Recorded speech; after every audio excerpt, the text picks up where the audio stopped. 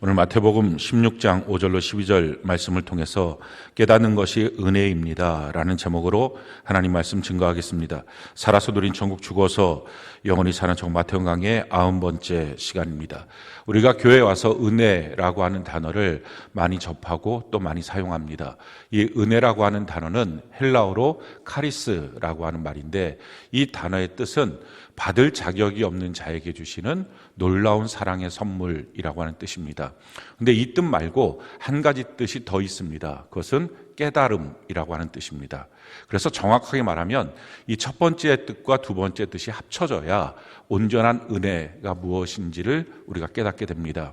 받을 자격이 없는 자에게 주시는 놀라운 사랑의 선물인 것을 내가 받고서 그렇구나 라고 깨달아져야 은혜가 된다라는 것입니다. 성경이 이와 같이 우리에게 말씀합니다. 요한복음 3장 16절, 우리가 한번 한 목소리 한번 읽어볼까요? 시작. 하나님이 세상을 이처럼 사랑하사 독생자를 주셨으니 이는 그를 믿는 자마다 멸망하지 않고 영생을 얻게 하려 하심이라. 하나님이 세상을 이처럼 사랑하사 독생자를 주셨으니, 이 세상은 하나님이 사랑할 만한 가치도 없습니다. 그 세상 안에 저와 여러분들이 있습니다. 하나님이 우리를 향해서 이렇게 사랑할 만한 가치가 없죠. 그런데 사랑하셨다, 이것만 해도 너무 놀라운 사랑이죠. 그런데 거기에 그 사랑으로 말미암아 독생자, 하나밖에 없는 자기의 아들을 주셨다. 이건 상상할 수 없는, 받을 자격에 안 되는 사람들에게 주시는 놀라운 사랑의 선물입니다. 근데 그 놀라운 사랑의 선물을 온 우주, 온 인류를 향하여 주셨습니다. 근데 그 은혜가 되는 사람은 이것이 깨달아지는 사람입니다. 그래서 그 다음에 뭐라고 말합니까? 이는 그를 믿는 자마다 라는 것입니다. 이 믿음이라고 하는 단어는 그 처음에 깨달음이 있고요, 그리고 나서 동의가 됩니다. 동의가 되고 나면 자기의 삶을 드리는 순종이 있습니다. 순종이 되고 나면 그 다음에 하나님을 향하여 자기의 전인격을 갖고 기뻐하고 사랑하는 마음이 생깁니다. 그래서 믿음이라고 하는 것은 이렇게 깨달음으로부터 시작해서 사랑까지 가는 것, 이 전체가 믿음입니다. 로마서 1장 17절에 믿음으로 믿음에 이른다. 그러니까 이 깨달음으로부터 시작해서 마침내 나의 전존재를 드리는 사랑까지 온전함으로 드리는 것, 이걸 믿음이라고 말할 수 있는데, 이렇게 하나님이 주시는 놀라운 사랑의 선물, 받을 자격이 없는 자에게, 나 같은 자에게 주신 그 놀라운 사랑의 선물을 깨달아지면, 이것이 믿어지면 그 다음에 그 효력이 나타나죠. 깨달음, 그 은혜의 효력이 나타나는데 멸망하지 않고 영생을 얻게 된다라는 것입니다. 은혜가 될 수 있는 것, 그것은 바로 깨달음이 있을 때 그럴 수 있습니다. 우리 신앙생활에 깨달음이 만약에 없다면 우리는 사실은 아무것도 할 수 없을 것입니다. 성경 말씀도 깨달아져야 이것이 믿어지는 것이고요, 또 뿐만 아니라 우리가 셀로 모일 때도 깨달아져야 이것이 서로 간에 은혜가 되는 것입니다.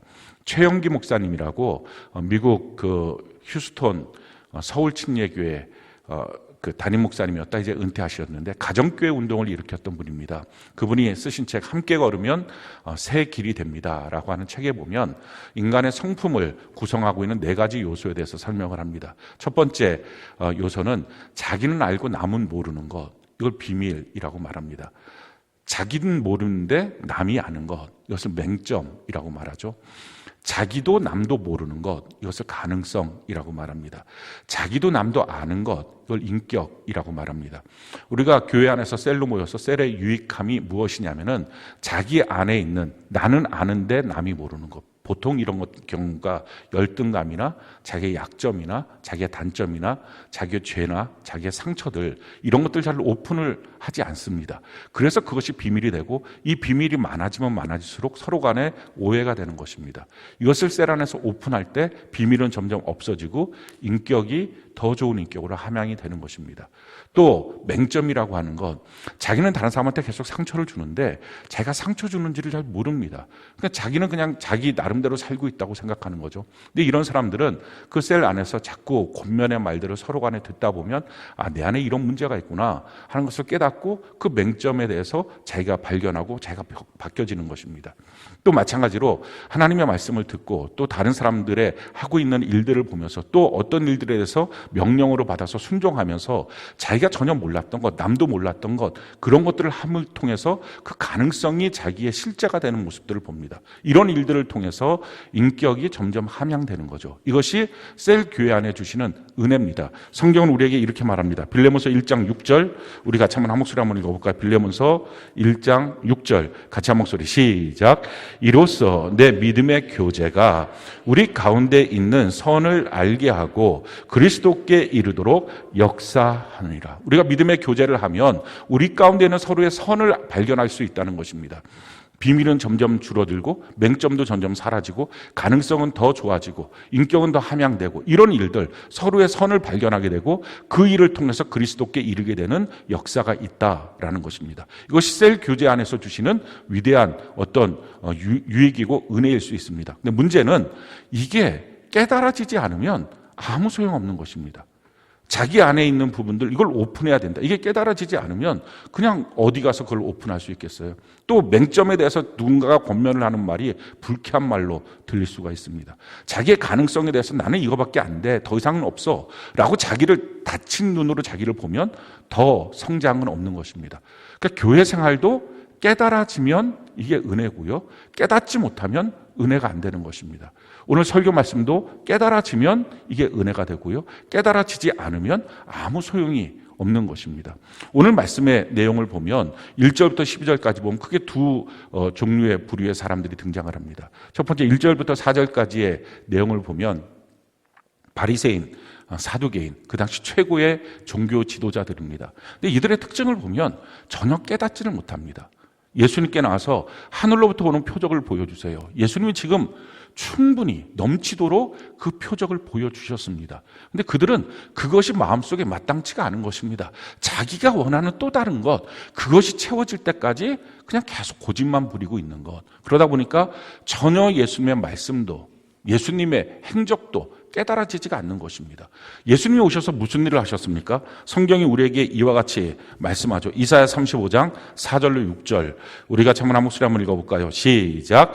겁내는 자들에게 이르기를 굳세어라, 두려워하지 말라. 보라, 너희 하나님이 오사 보복하시며 갚아주실 것이라. 하나님이 오사 너희를 구하시리라 하라. 그때 맹인의 눈이 밝을 것이며 못 듣는 사람의 귀가 열릴 것이며 그때 저는 자는 사슴같이 뛸 것이며 말 못하는 자의 혀는 노래하니니 이는 광야에서 물이 솟겠고 사막에서 시내가 흐를 것임이라. 하나님께서 오시면 어떤 일들이 생기느냐? 너희가 굳세어져라, 두려워하지 말라. 하나님이 오셔서 보복하시고 갚아주시고 너희를 구하여 주신다 라고 말씀하시면서 그 표징이 뭐냐면은 맹인의 눈이 밝아지고 못 듣는 자가 귀가 열리고 저는 자가 사슴같이 뛸 것이고 말 못하는 자의 혀가 주님을 향하여 찬양하고 노래할 것이다 라고 하는 표징이 일어난다라는 것입니다. 이 말씀 그대로 예수님이 오셔서 침례 요한이 예수님을 향해서 세상 죄를 짊어지고 하는 하나님의 어린 양이다 이렇게 증거도 했음에도 불구하고 자기가 옥에 갇히는 신세가 됐을 때 자기 삶이 험악해지니까 믿음이 흔들렸습니다. 흔들려서 예수님 앞에 가서 자기 제자를 보내서 정말 메시아 맞습니까? 믿어야 됩니까? 이렇게 말할 때 예수님 답변하신 내용이죠. 누가복음 7장 22절, 우리가 한번 한 목소리 읽어볼까요? 시작. 예수께서 대답하여 이르시되 너희가 가서 보고 들은 것을 요한에게 알리되 맹인이 보며 못 걷는 사람이 걸으며 나병 환자가 깨끗함을 받으며 귀먹은 사람이 들으며 죽은 자가 살아나며 가난한 자에게 복음이 전파된다 하라. 이사야 35장의 그 말씀이 지금 이것이 현실이 되고 있다, 현재가 되고 있다, 실제가 되고 있다 라고 말씀하십니다. 그리고 사실은 하나님이 오셨을 때 그 실제는 오늘 우리도 경험하고 있는 내용입니다. 내 안에 예수 생명이 있는지 없는지 그냥 자기 혼자 오랫동안 갖고 있는 지식이 내가 갖고 있는 구원의 간증이 아니고요. 예수 생명이 있다면 예수님이 말씀하셨던 이 증거가 자기 안에도 그대로 있어야 됩니다. 어떤 증거가 있는 것입니까? 맹인이 보며 전혀 전에는 보지 못했어요. 하나님 앞에 드리는 예배의 그 영광을 보지도 못했고 신앙생활의 아름다움도 보지 못했고 전도자들 보면서 왜 저렇게 하고 있어 이런 식으로 자꾸 핀잔 줬던 자기의 눈이 열리고 나니까 그게 얼마나 영화롭고 그것이 얼마나 감사한 일인지가 보이기 시작하는 거예요. 하나님 앞에 충성하고 헌신하는 일들이 얼마나 귀한 일인지 이게 보이는 거예요. 그게 보이는 사람이 예수 생명이 있는 사람이에요. 그게 안 보이는 사람, 그게 예수 생명이 없는 것입니다. 같은 교회를 다녀도 종교인으로 있으면 그것이 전혀 보이지 않아요. 세상 사람과 똑같아요. 그러면서 또 말하죠. 못 걷는 사람이 걸으며. 전에는 자기를 위하여, 돈 버는 일을 위해서, 자기의 삶을 위해서는 그렇게 열심히 다녀도 다른 사람을 위해서 사랑하며 섬기면서 전도하기 위해서 예수를 위해서 걸어가는 그 일은 항상 힘들고 벅차게 느껴졌던 거, 이 못 걷는 것, 안진뱅이 같은 사람 이제 벌쩍 일어나서 걷기 시작하는 것, 예수 생명이 있는 것입니다. 그리고 또 뭐라고 말합니까? 나병 환자가 깨끗함을 입으며, 나병 환자보다 더 더럽고 추악한 우리의 죄악으로 완전히 젖어 있는 우리의 몸을 주님이 깨끗하게 씻어주시는 거죠. 그리고 귀먹는 사람이 들으며, 하나님의 말씀을 못 듣다가 하나님의 말씀이 들리기 시작해요.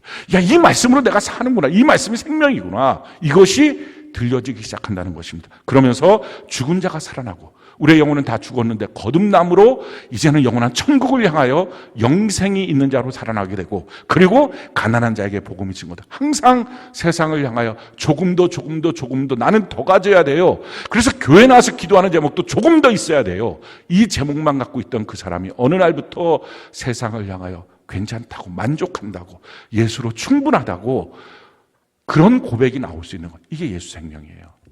그러니까 그때나 지금이나 동일합니다. 성경 말씀은 언제든지 항상 동일한 말씀이에요. 예수님이 증거하셨던 그 말씀이 지금도 동일하게 부활하셔서 지금도 살아계신 예수님이기 때문에 그 예수 생명이 들어오면 동일하게 고백하고 동일한 믿음이 생긴다는 것입니다.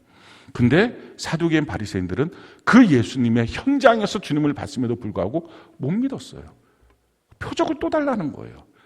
결국은 예수님이 그들에게, 야, 하루에 일기는 너희가 알면서, 오늘 날씨 어떻겠다, 덥겠다, 춥겠다, 비 오겠다, 이거는 알면서 시대의 표적은 알지 못하느냐, 영적으로는 어떻게 이렇게 깨달음이 없느냐 말씀하시고 그들을 떠나가십니다. 이 떠나가심은요, 영원한 떠나감이에요. 우리가 꼭 기억해야 될 일은, 깨닫지 못하면 주님은 떠나갑니다. 내가 깨달음이 없다는 것은 더 정확하게 말하면 버림받은 증거일 수 있습니다. 왜 말씀이 깨달아지지 않지? 왜 교회의 영광이 깨달아지지가 않지? 성도의 귀함이 깨달아지지가 않지? 이거는 자기 마음속에 예수 생명이 없는 증거일 수가 있다는 것입니다. 주님 물론 깨닫게 하시기 위해서 말씀도 하시고 표적도 보여주시고 여러 가지 일들도 하시지만 결국 깨닫지 못하는 자, 그를 끝까지 붙잡고 교회에 나왔으니 천국 가자, 이렇게는 안 하신다 하는 거예요. 그들을 영원히 떠나가셔서 다시는 성경상에서 바리새인, 사두개인들을 주님은 만나지 않습니다. 그 반면에 오늘 같은 우리가 5절부터 12절까지에 보면 또 다른 부류의 사람이 나옵니다. 그들은 바로 예수님의 제자들이에요.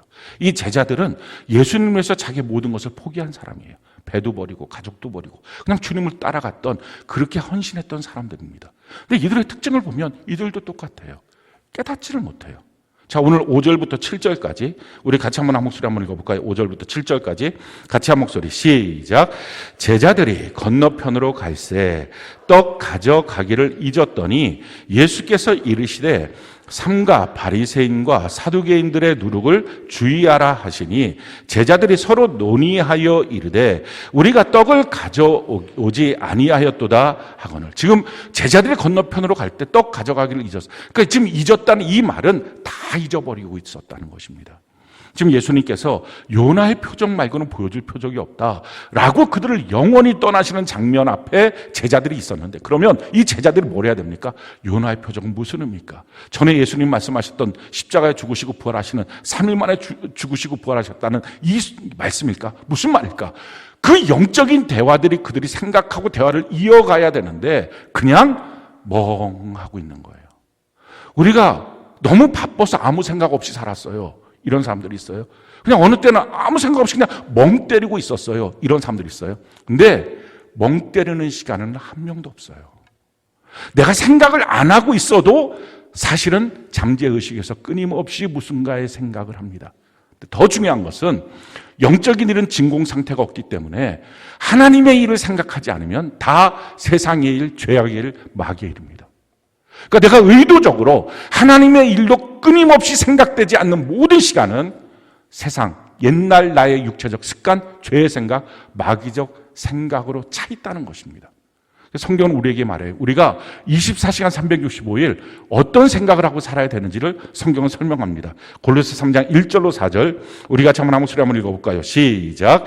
그러므로 너희가 그리스도와 함께 다시 살리심을 받았으면 위의 것을 찾으라. 거기는 그리스도께서 하나님 우편에 앉아 계시느니라. 위의 것을 생각하고 땅의 것을 생각하지 말라. 이는 너희가 죽었고 너희 생명이 그리스도와 함께 하나님 안에 감추어졌음이라.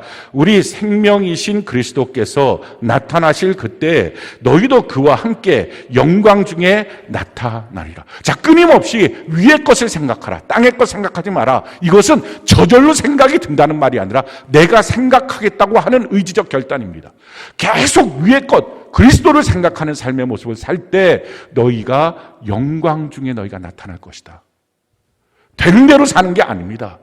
생각 드는 대로 생각하는 게 아니라 의도적으로 생각해야 될 것이 있고 의도적으로 생각을 버려야 될 것이 있습니다. 그것이 영적인 생각으로 끊임없이 생각을 해야 됩니다. 자, 그런데 지금 제자들이 아무 생각 안 하고 있었다고 말하지만 사실은 자기의 본성에 근거한 옛날의 죄된 모습대로 자기도 모르는 사이에 생각하고 있었습니다. 그 증거가 뭡니까? 그때 예수님이 말합니다. 너희가 바리새인과 사두개인의 누룩주의하라 라고 말씀하시니까 퍼뜩 누룩만 떠오른 것입니다. 우리가 떡 안 갖고 왔다. 맨 옛날에 그 어부 생활할 때 먹는 것, 마시는 것, 입는 것 맨날 그 생각만 하고 있던 생각이 지금 영적인 일에 생각을 하지 않으니까 자기 스스로는 아무 생각 안 하고 있다고 생각했지만 사실은 세상 생각, 육의 생각, 죄악의 생각, 옛날 그 사람의 생각으로 생각하고 있으니까 쿡 찌르니까 그냥 그 반응이 나오는 거예요. 우리의 삶에 제가 급하게 아무것도 안 하고 막 있다가 갑자기 느닷없이 그런 일이 생기니까 갑자기 흔들리더라고요. 그게 아니라 계속 세속적인 생각을 하고 있었던 것입니다. 생각을 주의하고 조심해야 됩니다. 성경 우리에게 이와 같이 말합니다. 마태복음 6장 31절로 33절 우리 같이 한번 소리 한번 읽어볼까요? 시작. 그러므로 염려하여 이르기를 무엇을 먹을까, 무엇을 마실까, 무엇을 입을까 하지 말라. 이는 다 이방인들이 구하는 것이라. 너희 하늘 아버지께서 이 모든 것이 너희에게 있어야 할 줄을 아시느니라. 그런즉 너희는 먼저 그의 나라와 그의 의를 구하라. 그리하면 이 모든 것을 너희에게 더하시리라. 우리가 항상 모든 사건에 대한 반응이 먼저 그의 나라와 그의 의를 구하는 반응을 해야 하나님이 나머지 숨겨놓으시면 그 모든 축복을 더해 주시는데 우리가 살았던 삶의 습관은 뭡니까? 무엇을 먹을까, 입을까, 마실까 맨날 그 생각만 하고 있던 우리가 영적인 생각을 멈추는 순간에 크게 스물스물 자기 안에 올라오니까 툭 던져지는 사건 앞에 여전히 옛사람처럼 반응하는 것입니다. 지금 이것이 제자들의 모습이에요. 그러다 보니까 주님이 말씀하시는 말씀에 대해서 깨달음이 없는 거예요. 여러분들이 말씀을 들을 때 깨달음이 없는 이유, 그것은 겉으로는 멍 때리고 있는 것처럼 보이고 준비 없이 예배를 나온 것처럼 보여도 사실은 영적으로는 세속적인 것에 완전히 젖어 있기 때문입니다. 그건 못 들어요. 그러니까 예배 시간이 졸리는 거예요. 딴 생각이 들고 그냥 왜 이렇게 하고 있는지, 나는 여기 지금 왜 있는지 이런 생각이 드는 이유, 완전히 세속적인 것으로 옛사람에 젖어 있기 때문에 그렇습니다. 그런데요, 우리 예수님은 그렇게 깨닫지 못했다고 그들을 버리진 않아요. 주님이 다시 한번 기회를 주시고 깨닫게 하십니다. 성경이 뭐라고 말합니까? 우리 8절부터 11절까지 우리 같이 한 목소리 한번 읽어볼까요? 시작. 예수께서 아시고 이르시되 믿음이 작은 자들아 어찌 떡이 없음으로 서로 논의하느냐? 너희가 아직도 깨닫지 못하느냐? 떡 5개로 5,000명을 먹이고 구운 것이 몇 바구니며 떡 7개로 4,000명을 먹이고 주운 것이 몇 광주리였는지를 기억하지 못하느냐? 어찌 내 말한 것이 떡의 관함이 아닌 줄을 깨닫지 못하느냐? 오직 바리새인과 사두개인들의 누룩을 주의하라 하시니. 지금 다시 말씀하시는 거죠. 너희 왜 이렇게 먹는 거에 집중하고 살아? 왜 이렇게 맨날 뭔가 툭 건드리면 터져 나오는 게 돈이야? 왜 세상살이야? 주님이 함께 하시면 보리떡 5개로 5,000명 먹이고 12바구니 남은 거 기억 못하니? 주님이 함께 하시면 보리떡 7개로 4,000명 먹이고 7광줄이 남은 거 기억 못하니? 라고 지금 주님이 말씀하시는 거예요. 왜 너희는 여전히 그 생각에 빠져 있니? 왜요? 영적인 일을 집중해서 생각하지 않으니까. 우리가 꼭 기억해야 됩니다. 의도적으로 영의 일을 생각해야 됩니다. 그래야 생명과 평안입니다. 그렇지 않으면 우리의 본성 자체가 육의 생각으로 가고 사망으로 끌려가게 만들어서 하나님이 내게 주시는 신호들을 전혀 못 봅니다.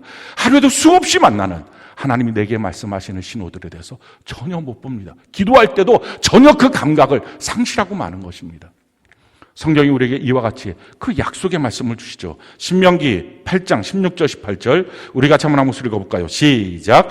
내 조상들도 알지 못하던 만나를 광야에서 내게 먹이셨나니 이는 다 너를 낮추시며 너를 시험하사 마침내 내게 복을 주려 하심이었느니라. 내 하나님 여호와를 기억하라. 그가 내게 재물 얻을 능력을 주셨음이라. 이같이 하심은 내 조상들에게 맹세하신 언약을 오늘과 같이 이루려 하심이니라. 우리 하나님께서 지금 말씀하시는 것입니다. 너를 낮추시고 너를 시험해서 마침내 내가 너한테 복을 주는 거야 라고 하시면서 그 복이 뭔지를 설명하죠. 내 하나님 여호와를 기억하라. 그가 내게 재물 얻을 능력을 주셨어 라는 것입니다. 하나님 주신 가장 대표적인 복, 재물 얻는 능력입니다. 돈 몇 푼이 아니라 이 땅을 살아가면서 하나님의 뜻 안에 내가 있다면 평생에 내게 필요한 모든 것들, 그 영광 가운데 그 풍성한 대로 그리스도 안에서 넉넉히 얻을 수 있는 재물 얻는 능력, 돈을 쓸 수 있는 권세, 이걸 하나님이 주신다는 거예요. 그게 성도의 능력이에요. 근데 문제는 뭡니까? 낮추시고 시험해서 그래서 너를 이 복, 재물 얻는 능력, 그러니 돈 걱정 평생 안 해도 돼. 무엇을 먹을까 마실까 이거 신경 안 써도 돼.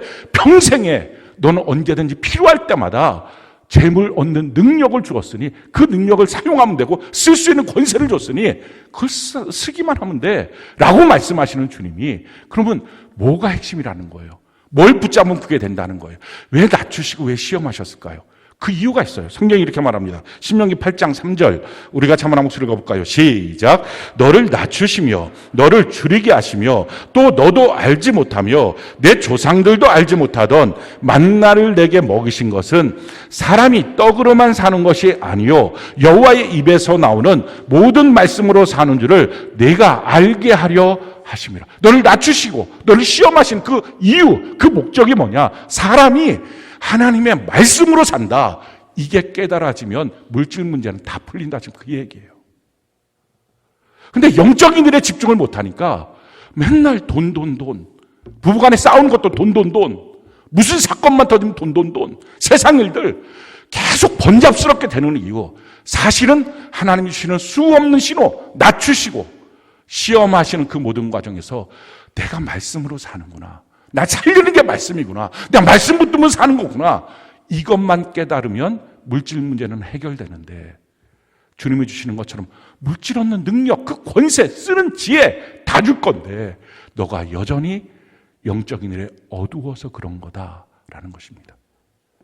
그때 가서 제자들이 뭐라고 반응합니까? 그게 12절 말씀이에요. 12절 우리 같이 한번 목소리 한번 읽어볼까요? 시작. 그제서야 제자들이 떡의 누룩이 아니요 바리새인과 사두개인들의 교훈을 삼가라는 말씀하신 줄을 깨달으니라. 그제서야 깨달았어요. 그래도 돼요. 처음에 바로 즉각 순종이 안 되었어도 괜찮아요. 처음에 하나님의 말씀을 듣고 그래 이거지 바로 영적으로 분별력이 생기고 깨닫는 것, 그거 되면 너무 좋겠죠. 근데 그게 안 되어도 괜찮아요. 그제서 반박자 좀 늦게 깨달아져도 돼요. 그러면 제자 돼요. 주님은 끝까지 붙잡고 가십니다. 그러니까 이게 깨달아진다는 것이 이게 너무 놀라운 은혜예요. 자, 그러면 왜 사두개인 바리새인들은 못 깨달았어요? 지금 주님 말씀하시는 게 뭡니까? 그들의 누룩, 그들의 교훈, 그거 주의하라. 사실은 그것 때문에 그들이 못 깨달은 거야. 지금 그렇게 말씀하시는 거예요. 그들의 교훈은 뭡니까? 두 가지예요. 우리가 다루었던 15장이 보면, 마태복음 15장이 보면 그들은 하나님의 말씀보다 사람의 전통을 더 중요히 여겼어요. 이걸 갖고 예수님이 그들을 책망했죠. 그러니까 항상 하나님의 말씀이 뭔지 거기에 관심을 갖기보다는 사람들의 말들, 지금까지 해왔던 자기의 일들, 이런 것들이 훨씬 더 중요하게 생각하는 거예요. 뭐 어떤 목사님은 그렇게 말씀하시던데요. 전에 내가 다녔던 교회는 이러던데요. 다른 교회는 이러던데요. 다 소용없어요. 주님 앞에 서는 그날 백보자 앞에 섰을 때는 다른 교회, 다른 목사님 한 명도 같이 서 있지 않아요. 오직 하나님 앞에 단독자로 서 있고 하나님은 성경 말씀을 펴서 내 삶에 대해서 심판하십니다. 그러니까 중요한 것은 어느 교회에서 뭘 했느냐가 아니라 성경대로 인지가 중요해요. 그래서 초대교회 어떻게 합니까?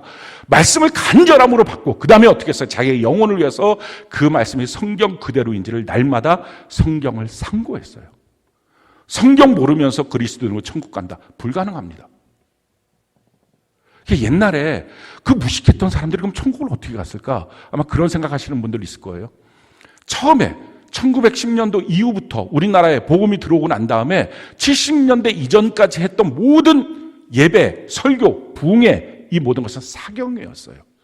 혹시 사경회라는 걸 아십니까? 사경회는요, 다른 거 아니에요. 지금처럼 설교를 하는 게 아니라 그 당시 사람들은 글을 잘 모르고 성경을 잘 모르고 성경을 잘 안 갖고 있으니까 그냥 강단에 서서 목사님이 성경을 읽어주는 거예요. 한 절 한 절 읽어줘요. 한 절 한 절 읽어주면서 아멘, 아멘, 아멘, 아멘 이러면서 한 절 한 절 읽어줘요. 그 말씀을 듣고 난 다음에 그들의 영혼이 살아나기 시작한 거예요. 이게 평양 대부흥회 운동의 역사였어요. 성경 모르고 천국 간다고요? 옛사람이나 지금이나 똑같이 성경대로 살아야 성경을 믿어야 가는 것입니다. 그러니까 우리가 하나님의 말씀 앞에 바르게 서는 것. 지금 그들은 하나님의 말씀보다는 사람의 전통. 뭐 여기선 저렇고 저렇긴 저렇고. 제가 지금까지 이런 식으로 신앙생활을 해왔고 저는 이렇게 알고 있었고 다 소용없어요. 그거 버려야 깨달음이 있다는 거예요. 하나님의 말씀을 들을 때. 그게 아주 딱 자기 안에 서 있으니까 깨닫지 못하는 거예요. 안 그래도 자기는 옳다라고 생각하고 그렇게 하지 않아도 천국 간다는 이 미신 속에 빠져 있으니까 깨닫지 못하는 거예요. 자, 또 한 가지 문제는 뭡니까? 표적을 갖고 하나님께 구할 때 자기가 원하는 것, 그러니까 얼마나 고집스러워요. 자기 원하는 것 말고 하나님이 주시는 걸로 아멘이 돼야 되는데 자기가 하고 싶은 것, 자기 원하는 것, 그것만 계속 주장하는 것, 이 고집. 그러니까 사실은 첫 번째도 고집이죠. 자기가 알고 있는 것이 전부, 자기가 보고 싶은 것, 하고 싶은 것이 전부, 이런 고집들, 이것 때문에 사실은 그들이 깨닫지를 못한 거예요. 그 많은 지식을 갖고 있어도 그 지식 가운데 깨닫지를 못했어요. 성경이 우리에게 이와 같이 말씀합니다. 로마서 2장 5절, 우리 같이 한번 한 목소리 한번 읽어볼까요? 로마서 2장 5절 같이 한 목소리 시작. 다만 내 고집과 회개하지 아니한 마음을 따라 진노의 날 곧 하나님의 의로우신 심판이 나타나는 그날에 임할 진노를 내게 쌓느니라. 하나님의 그 진노를 쌓고 있는 것은 그 고집 때문이에요. 회개하지 않는 것 때문이에요. 여전히 자기는 괜찮다, 문제없다 생각하고 있는 것. 왜 이렇게 고집을 부릴까요? 그 고집이 어디서 나온 걸까요? 성경은 우리에게 그 고집의 출처를 말해주고 있어요. 느헤미야 9장 29절 우리 같이 한번 읽어볼까요? 시작.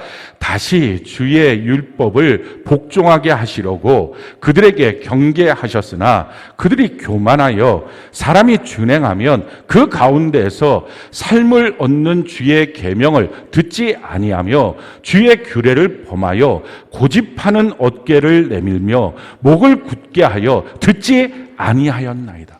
자, 고집하는 어깨를, 좀 내 마음대로, 내가 아는 대로, 이게 전부야. 이런 식으로 자기의 고집하는 어깨를 내미는 이유. 뭐라고 말합니까? 그들이 교만하여 라는 거예요. 교만해서 고집 부리는 거예요. 근데 이 교만이라는 단어가 얼마나 어리석은 단어인지. 많은 사람들이 교만을 그냥 자기가 우쭐거리면 교만인 줄 알아요. 근데 그게 아니에요. 교만은 반드시 대상이 있어요. 예를 한번 들어볼게요. 어른이 아주 조그만한 꼬맹이 앞에 막 힘자랑을 해요. 너 이렇게 힘세? 난 이렇게 힘이 세? 막 힘자랑을 해요. 그럼 그걸 보면서 지나가는 사람, 저 사람이 이렇게 교만하게 애 앞에서 이렇게 힘자랑을 해. 아무도 그렇게 말하지 않아요. 그냥 쯔쯔 이렇게 말해요. 그러면서 거기서 정확한 단어를 표현하죠. 이런 모질이가 있나 이렇게 표현하지. 그걸 보고서 저 사람 교만해서 누가 그걸 교만하다고 얘기해요. 근데 교만은 언제 쓰는 거예요? 자기가 상대도 안 되는 너무 존귀하고 높은 분을 향하여 자기가 더 낮다라고 표현할 때 교만인 거예요. 천사가 하나님 앞에 서서 내가 하나님이랑 비슷해 라고 말하는 거예요. 이런 걸 교만이라 그래요. 성경은 우리에게 이렇게 말합니다. 이사야 14장 12절로 14절 우리가 한번 한번 읽어볼까요? 시작. 너 아침의 아들 계명성이여 어찌 그리 하늘에서 떨어졌으며 너 열국을 없는 자여 어찌 그리 땅에 찍혔는고 내가 내 마음에 이르기를 내가 하늘에 올라 하나님의 뭇별 위에 내 자리를 높이리라. 내가 북극 지폐의 산 위에 앉으리라. 가장 높은 구름에 올라가 지극히 높은 이와 같아지리라 하는 천사 주제 하나님 앞에 내가 하나님과 좀 같아지겠습니다. 이걸 교만이라 그래요. 영원한 진리의 말씀인 성경 말씀 앞에 내 생각이 옳다고 말하는 거 이걸 교만이라 그래요. 능력의 성령님 앞에 내 힘 갖고 좀 해보겠다고 힘으로도 능으로도 안 되고 오직 성령으로만 되는데 그 자기 힘으로 한번 해보겠다고 하는 것을 교만이라 그래요. 자기의 영혼을 책임져주고 자기의 영혼을 지켜서 천국까지 인도하는 영적 리더 앞에 내가 알아서 할 때는 터치하지 말라고 하는 것을 교만이라 그래요. 그러니까 교만이 얼마나 어리석은 거예요. 말도 안 되는 어리석음. 가만히 놓고 생각해보면 교만처럼 어리석은 게 없어요. 그래서 성경은 교만을 이렇게 말합니다. 잠언 16장 18절 우리가 잠언 한번 읽어볼까요? 시작. 교만은 패망의 선봉이요 거만한 마음은 넘어짐의 앞잡이니라. 지금 바리새인 사두개인의 문제 왜 깨닫지 못했어요? 교만해서 고집 부리다가 깨닫지 못한 거예요. 그렇다면 우리 어떻게 평생에 주님 앞에 깨달음의 은혜 가운데 살 수 있을까요? 잘 깨달으면 살 수 있을까요? 꼭 기억하셔야 됩니다. 깨달음은 그 은혜는 낮은 대로 흐릅니다. 자기 마음이 높아져 있으면 전혀 깨닫지 못해요. 뭐가 무슨 말인지 하나도 몰라요. 깨달음은 그 은혜는 낮은 대로 흐릅니다. 그래서 가장 중요한 첫 번째, 내 자신이 누구인지를 아는 거예요. 성경이 우리에게 이와 같이 말합니다. 이사야 51장 1절로 2절 우리가 한번 한번 읽어볼까요? 시작. 의를 따르며 여호와를 찾아 구하는 너희는 내게 들을지어다. 너희를 떠낸 반석과 너희를 파낸 우묵한 구덩이를 생각하여 보라. 너희의 조상 아브라함과 너희를 낳은 사라를 생각하여 보라. 아브라함이 혼자 있을 때 내가 그를 부르고 그에게 복을 주어 장성하게 하였느니라. 지금 이스라엘 백성들이 자기가 선민이라고 그렇게 우쭐거리고 있을 때 하나님이 하시는 말씀이에요. 야, 너희가 처음부터 선민이었니? 너희를 퍼낸 그 웅덩이를 한번 봐봐. 얼마나 보잘것없는 너의 모습. 그게 너의 첫 번째 모습이었어. 우리도 마찬가지죠. 우리의 첫 모습은 어디입니까? 처음부터 거룩하고 처음부터 괜찮고 신앙생활 잘했고 그래서 다른 사람 보면서 찌찌거리고 있는 게 아니라 우리의 첫 자리는 예수님의 십자가 앞이에요. 나 같은 죄인을 위해서 하나님이 죽을 수밖에 없는 일. 평생 그 자리를 떠나면 안 돼요. 거기에 머물러 있어야 돼요. 그래야 주님이 주신 모든 것들이 깨달아지기 시작해요. 그렇지 않으면 깨달아지지가 않아요. 제가 판단하고 제가 비판하고 불평하고 원만하고 거기서 계속 그렇게 악한 일로 바리새인과 사두개인처럼 지나갈 수 있어요.